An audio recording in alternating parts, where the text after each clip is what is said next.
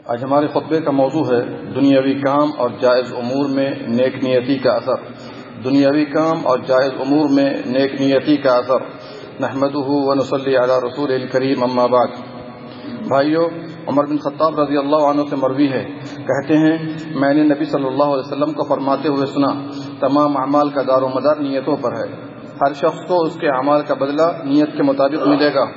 جس شخص کی ہجرت اللہ اور اس کے رسول صلی اللہ علیہ وسلم کی خوشنودی کے لیے ہو تو اس کی ہجرت واقعی اللہ اور اس کے رسول ہی کی طرف ہوگی، اور جس کی ہجرت دنیا حاصل کرنے یا کسی عورت سے نکاح کرنے کی غرض پر ہے تو اس کی ہجرت اسی کی طرف ہوگی۔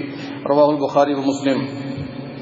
بھائیو، اس حدیث پاک کو ہم لوگوں نے بار بار سنا لیکن اکثریت نے غور نہیں کیا۔ اس حدیث پاک پر غور کرنے سے معلوم ہوتا ہے کہ نیت خالص کے سبب بندہ مسلم کی تمام عبادات بارگاہ الہی میں مقبول ہوتی ہیں۔ اسی طرح نیک نیتی کے سبب روزمرہ کے سارے کام عبادت میں شمار ہوں گے، بشرطے کہ اس کے ذریعے رب کو راضی کرنا ہو اور اسے شریعت کے دائرے میں رہ کر کیا جائے۔ اس لیے سلف میں سے یحییٰ بن ابی کثیر رحمہ اللہ فرماتے ہیں، لوگوں نیک نیتی سیکھو، بے شک یہ عمل سے زیادہ قیمتی ہے۔ نیک نیتی دل کا عمل ہے، دل کی درستگی پر اعمال کی درستگی ہے، اور عمل کی درستگی دل کی درستگی سے وابستہ ہے۔ اس کے سبب ہم بہت سی نیکیاں حاصل کر سکتے ہیں، اور ان کی ضرورت ہمیں اس دن ہوگی جس دن مال و اولاد کام نہیں آئیں گے، مگر یہ کہ کوئی اللہ کے پاس قلب سلیم لے کر حاضر ہو۔ بطور مثال نیند، اس کے ذریعے ہم روزانہ لطف اٹھاتے ہیں۔ ہم سبوں کو سونے کی ضرورت ہے۔ اگر ہماری نیت ہو کہ آرام ملے تو یہ دنیاوی عمل ہے، لیکن اگر ارادہ ہو کہ سو کر عبادت پر تقویت ملے گی اور تہجد و فجر میں بیدار ہوں گے تو سونا عبادت ہے، خواہ کئی گھنٹے سوتا رہے۔ اور اگر اچھی نیت کے ساتھ سوئے اور فجر یا تہجد میں بیدار نہ ہو سکے تو آپ کو نیت کے مطابق اجر ملے گا، اور سونا آپ کے لیے کار ثواب ہے۔ اللہ اکبر! غور کیجئے، اسلام کتنا شان و شوکت والا دین ہے، کسی بھی حال میں اپنے پیروکاروں کو محروم نہیں کرتا۔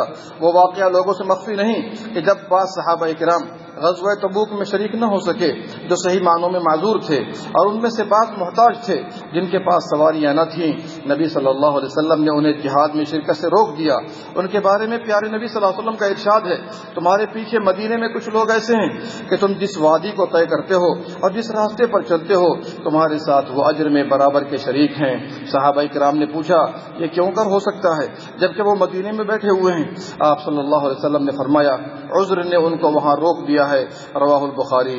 اس سے واضح ہو گیا کہ نیت اچھی ہو اور اعمال نہ کیا جا سکا ہو تو بھی اس کا کامل اجر ملتا ہے۔ اہل ایمان خیر پر حریص ہوں اور ہم وقت رب کی رضا جوئی والے اعمال میں کوشاں رہیں۔ اسی طرح دنیا کے سارے کام اس سے نیت اللہ کی قربت ہو تو سارے کام عبادت و اطاعت شمار ہوں گے۔ دیکھیے، بات کرنا جائز ہے، اگر بندہ اچھی بات کرے یا بولنے سے رک جائے، مقصد ہو کہ اللہ راضی ہوگا، اور زیادہ بولنے سے آدمی لغزش کا شکار ہوتا ہے تو اس پر اجر عظیم ہے۔ نبی صلی اللہ علیہ وسلم نے فرمایا، جو اللہ اور یوم آخرت پر ایمان رکھتا ہو وہ اچھی بات کرے یا خاموش رہے۔ رواہ البخاری و مسلم۔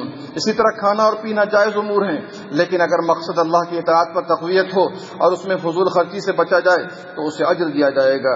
اگر کمائی کا مقصد اپنی حاجت کی تکمیل، اہل و عیال پر خرچ، صلہ رحمی، دوسرے بھائیوں کی تکلیف کا ازالہ اور غیروں کے سامنے دست سوال دراز کرنے سے پرہیز، تو یہ بھی اطاعت اور باعث اجر ہے۔ امام احمد بن حنبل رحمہ اللہ نے اپنے بیٹے کو وصیت کرتے ہوئے کہا، اے میرے لخت جگر، خیر کی نیت کیا کرو، تم برابر خیر پر رہو گے جب تک خیر کی نیت کرتے رہو گے۔ نبی صلی اللہ علیہ وسلم نے فرمایا، بے شک تو کچھ بھی خرچ کرے گا تجھے اس کا اجر ملے گا، یہاں تک کہ اپنی بیوی کے منہ میں لقمہ ڈالے گا تو تجھے اجر سے نوازا جائے گا۔ رواہ البخاری و مسلم۔ ایک روایت میں ہے، تمہارا اپنی بیوی کے ساتھ ہم بستری کرنا بھی باعث اجر ہے۔ صحابہ نے کہا، اللہ کے حبیب، ہم میں سے کوئی اپنی بیوی سے شہوت پوری کرتا ہے، اس میں بھی اجر ہے؟ فرمایا، کیا خیال ہے اگر حرام طریقے سے شہوت پوری کی جائے تو کیا اس میں گناہ نہیں؟ کہا، جی ہاں۔ اسی طرح اگر حلال کے ذریعے شہوت کی تکمیل ہو تو اس میں اجر ہے۔ رواہ احمد و مسلم۔ واضح ہوا کہ نیک نیتی سے دنیاوی کام بھی کار ثواب بن جاتا ہے۔ بیوی سے ہم بستری کرنا کار ثواب ہے اگر اس کے ذریعے نیت ہو کہ بیوی کا حق ادا ہو اور اس کے ساتھ رہن سہن رب کے حکم کے مطابق ہو، یا نیک بچے کی طلب ہو، یا نفس کی پاک دامنی مقصود ہو، یا بیوی کی پاک دامنی کا ارادہ ہو، یا دونوں کا حرام کی طرف نظر بازی سے اجتناب ہو وغیرہ۔ اسی طرح پڑوسی کے ساتھ حسن سلوک، اچھا لباس، لوگوں سے تکلیف دور کرنا، حسن اخلاق، مسکرانا، مہمان کی خدمت، راستے سے تکلیف دہ چیز کا ہٹا دینا، محتاجین کی مدد، والدین کے ساتھ حسن سلوک اور اہل و عیال پر خرچ کرنا وغیرہ، یہ سب ظاہری طور پر دنیاوی کام ہیں، لیکن اس کے بجا لانے میں رب کی رضا ہو اور شریعت کے مطابق کیا جائے، نہ کہ دنیاوی اغراض و مقاصد کے تحت، پھر اجر و ثواب اور رب کی عبادت ہے۔ برائی کو رب کی رضا کے لیے چھوڑنا کار ثواب ہے، نہ کہ کسی مجبوری میں۔ اگر کوئی بندہ زنا سے بچ گیا اس بنا پر کہ عورت قابو میں نہ ہوئی تو کیا اس میں اجر ہے؟ نہیں، بلکہ گناہ ہے، اس لیے کہ دل نے قصد کر لیا ہے۔ اجر تو تب ہے جب رب کی رضا کے لیے اس برائی کو چھوڑ دیا جائے، نہ کہ کسی مجبوری میں۔ اگر کوئی حسن اخلاق کا مظاہرہ کرتا ہے، مقصد یہ ہو کہ لوگ مجھے اچھا کہیں یا دنیاوی غرض و غایت ہو، تو کیا اس میں اجر ہے؟ نہیں، اگر مقصد رب کی رضا ہو اور پیارے نبی صلی اللہ علیہ وسلم کی اطاعت، تو جنت میں بہت بلند مقام ہے۔ مہمان کی خدمت اس ارادے سے کرنا کہ رشتہ دار ہے یا آئندہ کام آ سکتا ہے تو کوئی اجر ہے؟ نہیں، بلکہ خدمت کا مقصد یہ ہو کہ اللہ راضی ہو جائے تو اس میں اجر ہے۔ تجارت و نوکری کا مقصد کمانا اور آرام کی زندگی ہو تو اجر نہیں، لیکن اگر مقصد حلال کمائی ہو، یہ رب کا حکم اور بچوں کی خدمت ہے تو باعث اجر ہے۔ گھر کی صفائی اس نیت سے کی جائے کہ شریعت کا مطلوب ہے تو باعث اجر ہے۔ غسل کرنا عام روٹین کے تحت ہو تو اجر نہیں، لیکن اس نیت سے ہو کہ اللہ پاک و صاف رہنے والوں کو پسند کرتا ہے تو باعث اجر ہے۔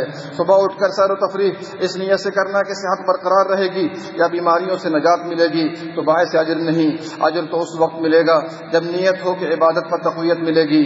انٹرنیٹ پر بیٹھنا باعث اجر نہیں، لیکن اگر نیت ہو کہ انٹرنیٹ پر بیٹھ کر معتمد علماء کے بیان سے مستفید ہوں گے یا قرآن سنیں گے یا دین کی خدمت کریں گے تو باعث اجر ہے۔ اولاد کی تربیت اس نیت سے کی جائے کہ یہ دین و قوم کے خادم بنیں گے اور ہمارے لیے صدقہ جاریہ تو باعث اجر ہے، لیکن اگر نیت ہو کہ پال پوس کر بڑا کریں گے تو یہ ہمیں کما کر کھلائیں گے اور بڑھاپے کا سہارا بنیں گے تو باعث اجر نہیں۔ عورت شوہر اور بچوں کی خدمت اس نیت سے کرے کہ قرآن و سنت کا حکم ہے اور رب کی رضا کا باعث تو ہر خدمت پر اس کے لیے بیش بہا اجر ہے، لیکن اگر ارادہ ہو کہ یہ میری ذمہ داری ہے تو باعث اجر نہیں۔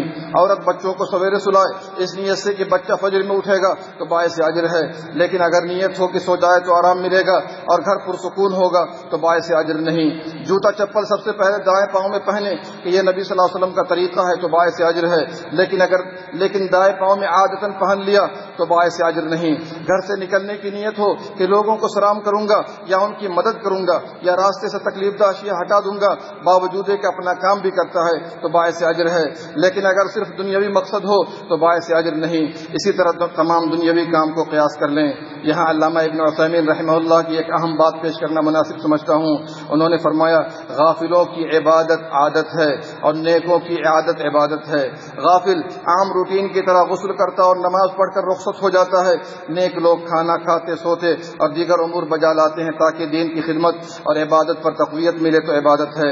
غافل اچھا لباس پہنتا ہے تاکہ زینت ہو، نیک اچھا لباس پہنتا تاکہ رب راضی ہو اور اس میں عبادت بجا لائے تو لباس پہننا بھی عبادت ہے۔ غافل اسماء کلام سبحان اللہ بول دے تو یہ عادت ہے، اور نیک شخص رب کی مخلوق و عجائبات پر غور و فکر کر کے سبحان اللہ کہے تو عبادت ہے۔ غافل کا تکیہ کلام استغفر اللہ ہو تو اجر نہیں، لیکن نیک شخص گناہوں پر ندامت کر کے استغفر اللہ کہے تو عبادت ہے۔ غور کر لیں مسلمانوں، دنیاوی امور و اعمال کا کار اطاعت و عبادت اور باعث اجر بننے کے لیے اسلام نے کچھ اصول و ضابطے رکھے ہیں۔ ان میں سے نمبر 1، جائز دنیاوی کام کو ان کی اپنی اصلی حالت میں عبادت سمجھنا جائز نہیں، جیسے چلنا، کھانا، کھڑا رہنا یا لباس پہننا عبادت نہیں، اس لیے کہ رسول اللہ صلی اللہ علیہ وسلم نے صحابی ابو اسرائیل پر انکار فرمایا جب انہیں دھوپ میں کھڑا دیکھا، سبب دریافت کرنے پر معلوم ہوا ابو اسرائیل نے نظر مانی ہے، وہ بحالت روزہ کھڑا رہے گا، بیٹھے گا نہیں، نہ سایہ کرے گا اور نہ بات کرے گا۔ نبی صلی اللہ علیہ وسلم نے فرمایا اسے کہو بات کرے، سایہ کرے، بیٹھ جائے اور اپنا روزہ پورا کرے۔ رواہ البخاری و ابو داؤد و ابن ماجہ۔ نمبر 2، جائز امور یا دنیاوی کام عبادت کا وسیلہ اور ذریعہ ہو، جیسے سونا حقیقتاً عبادت نہیں، لیکن اگر نیت ہو کہ سو کر عبادت پر تقویت ملے گی تو عبادت ہے۔ اس بنا پر امام ابن تیمیہ رحمہ اللہ نے فرمایا میں سونے میں ثواب کی امید رکھتا ہوں جس طرح بحالت قیام ثواب کا امیدوار ہوں۔ نمبر 3، اس کام کو اس نیت سے کیا جائے کہ اللہ نے اسے مشروع کیا ہے، جائز بتایا ہے۔ اللہ اس بات کو پسند کرتا ہے کہ اس کی رخصت قبول کی جائے، جیسے وہ پسند کرتا ہے کہ اس کے فرض کردہ اعمال بجا لائے جائیں۔ اسی طرح اللہ بیجا تشدد اور حد سے آگے نکل جانے کو پسند نہیں کرتا، تو مسلمان رب کی غلامی کا مظہر پیش کرے اور اسے راضی کرے خواہ وہ دنیاوی امور ہو تو یہ عبادت میں شمار ہے۔ حلال وہ ہے جسے اللہ نے حلال کیا، حرام اللہ کا حرام کردہ ہے، جائز وہ ہے جسے اس نے جائز بتایا، اگر جائز کو اس نظریہ سے کیا جائے تو وہ معجور ہے۔ نمبر 4، جائز کام جزئی طور پر جائز ہے لیکن کلی طور پر مطلوب شریعت ہے، خواہ وہ مستحب ہو یا واجب۔